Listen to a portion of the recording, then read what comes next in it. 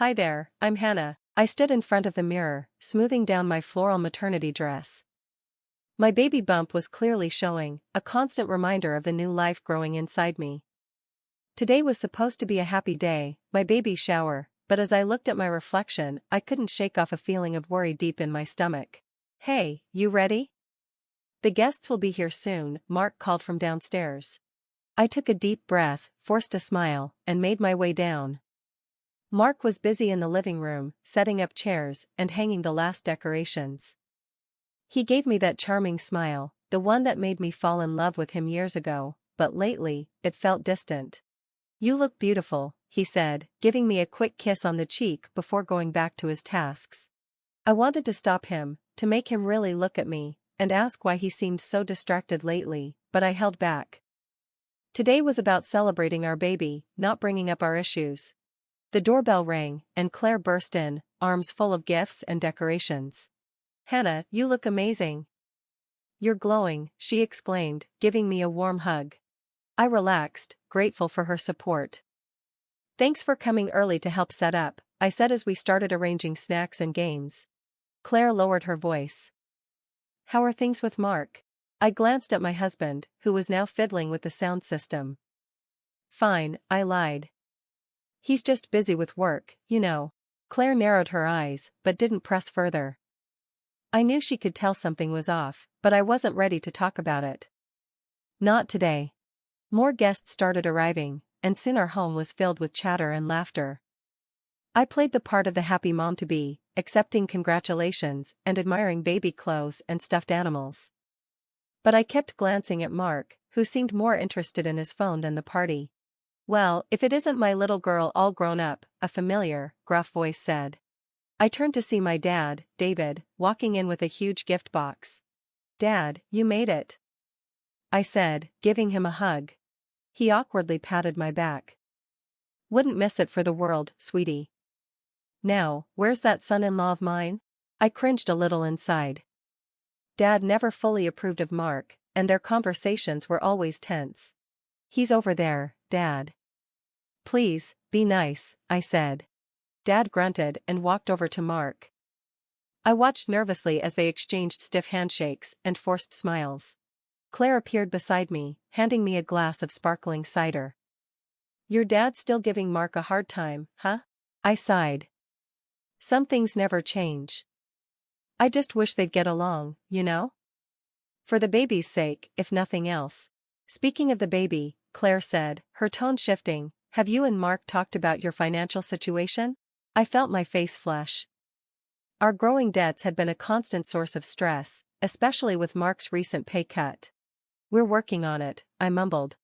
Claire gave my arm a sympathetic squeeze. "You know I'm here if you need anything, right?" I nodded, grateful for her friendship, but I couldn't shake the feeling that she was holding something back. Before I could ask, Mark's voice cut through the chatter. "All right, everyone. Time for some baby shower games." As I watched my friends and family gather around, laughing and chatting, a mix of emotions washed over me: joy for the baby I was bringing into the world, anxiety about our uncertain future, and a deep longing for the closeness Mark and I used to share.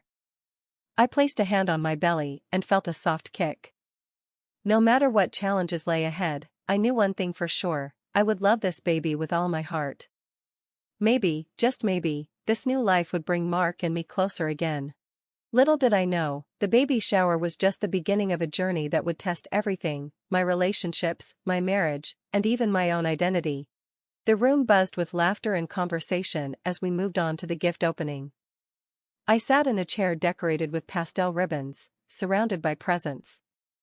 I felt both excited and uneasy. Mark stood beside me, his hand resting lightly on my shoulder, but his eyes kept drifting to his phone. "All right, everyone. Gather round," my dad's booming voice cut through the noise. "It's time for a toast to the parents-to-be." I felt a knot form in my stomach. Dad had that look in his eye, the one that always meant trouble. He raised his glass, and the room fell silent. "To my beautiful daughter, Hannah," he began, his voice filled with emotion. "I've watched you grow into an amazing woman, and I know you'll be an incredible mother." I felt a bit comforted by my dad's kind words, but then his tone changed, turning cold as he looked at Mark. "And to my son-in-law, Mark," he began. "I had such high hopes for you. I trusted you with my daughter's heart." The room grew tense. My heart started racing, and I gripped the arms of my chair. "But it seems I was wrong about you," Dad continued, his voice full of anger. "You see, folks, our Mark here hasn't been busy with work like he's been saying, he's been busy with another woman." Gasps filled the room. I felt all the blood drain from my face. I turned to look at Mark, who had gone pale, his eyes wide with guilt and shock. "Dad, what are you talking about?" I managed to say, my voice shaking. But my dad wasn't done. With a dramatic gesture, he pulled out a stack of papers from his jacket. "I have proof," he said. "Text messages, photos, hotel receipts, all right here for everyone to see." He began handing out copies to the stunned guests. I watched in horror as my friends and family read the private details of my husband's supposed betrayal. "How could you?" I whispered to Mark, tears filling my eyes. Mark stammered, "Hannah, it's not what it looks like. I can explain." But his words felt empty. I looked around the room and saw pity and shock on everyone's faces. Then I noticed Claire, and my heart sank even further. She wouldn't meet my eyes, her face full of guilt and conflict. Had she known all along? "Get out," I whispered to Mark, barely able to speak. "Hannah, please," he begged. I said, "Get out," I shouted, surprising even myself with the anger in my voice. Mark slunk out of the room, and murmurs of shock and sympathy filled the air. My mother rushed to my side, trying to comfort me, but I shrugged her off. I turned on my father, fury replacing my shock. "How could you do this? How dare you turn my baby shower into a spectacle like this?" Dad looked surprised. "Sweetie, I did this for you. You deserve to know the truth." "The truth?" I laughed bitterly. "The truth is, you've always hated Mark. You've been waiting for the perfect moment to ruin everything." "Hannah, that's not fair," Claire finally spoke up. "Your dad was just trying to protect you." I rounded on her. "And you? Did you know about this? Is that why you've been acting so strange lately?" Claire's silence said it all. I felt another wave of betrayal wash over me. "Everyone, please leave," I said, my voice shaking. "The party's over." As the guests slowly filed out, murmuring apologies and offering support, I sat alone in the chair, surrounded by half-opened gifts and the scattered evidence of my shattered life. My father approached, his face a mix of concern and defiance. "Hannah, I know you're upset, but don't." I cut him off. "Just don't, Dad, you've done enough." Left alone in the aftermath of the chaos, I placed a hand on my swollen belly. My baby kicked, almost as if sensing the turmoil. "It's just you and me now, little one," I whispered, tears streaming down my face. "What are we going to do?" As reality set in, a flood of emotions overwhelmed me: anger at Mark for his betrayal, fury at my dad for humiliating me in front of everyone, disappointment in Claire for keeping secrets, and a deep sense of loneliness. But beneath all the pain, there was something else, a small flicker of relief. I made a decision. I wouldn't let this destroy me. For my baby's sake and for myself, I would find a way through this mess. Little did I know, the revelations of that day were just the beginning. The coming weeks would challenge me in ways I never imagined, forcing me to face hard truths about my relationships, my marriage, and even myself. The days after the baby shower blurred together in a fog of tears and sleepless nights. I shut myself off, ignoring calls and messages from concerned friends and family. The only comfort I had was the constant movement of my baby, a reminder that I had to keep going, no matter how broken I felt. One afternoon, as I sat on the couch, I heard voices drifting through the open window. It was Claire, talking quietly to someone outside. I should have told her sooner. I heard Claire's voice tremble. "I saw Mark with that woman weeks ago. I just didn't want to be the one to break her heart." My own heart clenched. Even my best friend had betrayed me. I wanted to scream, to confront her, but I was too numb, too exhausted by the constant wave of betrayals. Days turned into weeks, and I knew I couldn't hide forever, especially with a baby on the way. I needed to face reality, so I called Mark.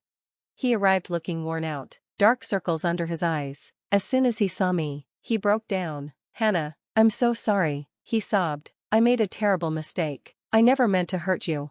I listened as he poured out his regrets, explaining how he felt stressed and unappreciated, but his words felt empty. Nothing he said could take away the pain he had caused. I want to try and fix this, Mark pleaded. For us, for the baby, we could go to counseling. I nodded, not because I forgave him, but because I felt we needed to try, at least for the sake of our child. As we talked, Mark's phone kept buzzing. He tried to ignore it, but I could see the worry in his eyes. What's going on, Mark? I asked, suddenly on edge. Is there something else you're hiding? He hesitated before sighing. It's work. There's a deal I've been working on. It was supposed to be a big break for us, but things have gone wrong. We might be in some financial trouble. Another blow, another secret. It felt like my world was falling apart again. Get out, I said quietly. I need time to think. As Mark left, I felt a swirl of emotions, anger, but also a growing sense of resolve. I couldn't live like this anymore, surrounded by lies. The next day, I called my father. The conversation was tense, filled with long silences. I thought I was protecting you, he finally said. I couldn't stand seeing that man hurt you. But you hurt me too, Dad, I replied, my voice shaking. You took away my choice. You humiliated me in front of everyone.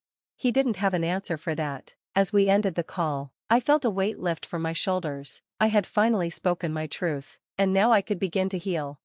Hannah's journey through betrayal and self-discovery has come to an end, but now we turn to you.